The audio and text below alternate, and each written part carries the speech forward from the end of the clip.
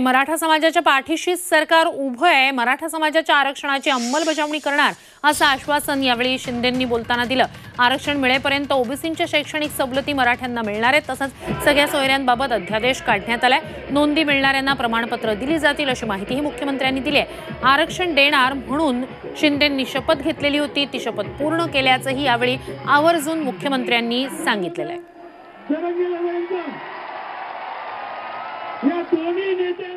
कुणबी समाजाचे प्रमाणपत्र देण्याचं संदीप शिंदे जस्टिस संदीप शिंदे समितीला मुदतवाढ देण्याचं, त्याचबरोबर कुणबी प्रमाणपत्र देण्यासाठी शिबिरं आपण लावलेली आहे।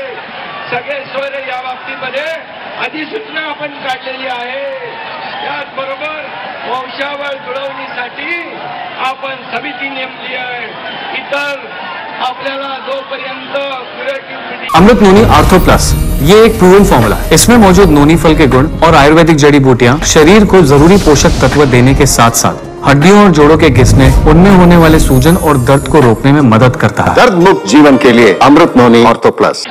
माध्यमातून मागासवर्ग आयोगाच्या माध्यमातून मराठा समाजाला इतर म्हणजे कुणबी नोंदी सोडून, कुणबी प्रमाणपत्र सोडून इतर लोकांना आरक्षण टिकणारं, कायद्याच्या चौकटीत बसणारं, ओबीसी इतर समाजावर अन्याय न करता देणारं, ही जी आपली मागणी ती या ठिकाणी की ते आरक्षण मिळेपर्यंत मराठा समाजाला ओबीसीचे अधिकार, ओबीसीच्या सवलती दिल्या जातील आणि ह्या मागण्या आपल्याला देताना यामध्ये सरकार पूर्णपणे गंभीर आहे।